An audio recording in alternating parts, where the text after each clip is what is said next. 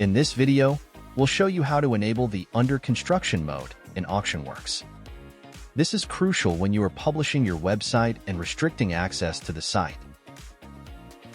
Log in with admin account. First, let's customize the content of Under Construction mode.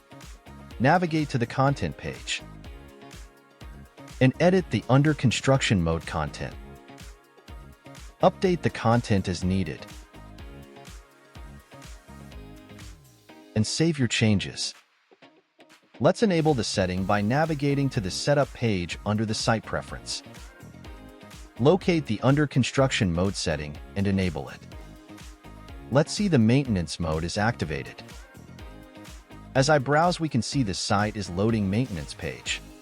The content should have a sign-in option which will allow admin user to log in and test during maintenance or Under Construction mode. If I try to log in using a buyer account, I am unable to access the site.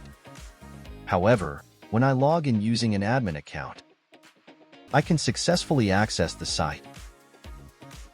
This is how you can put your site into maintenance mode via the admin control panel, effectively restricting access for visitors. Thank you for watching.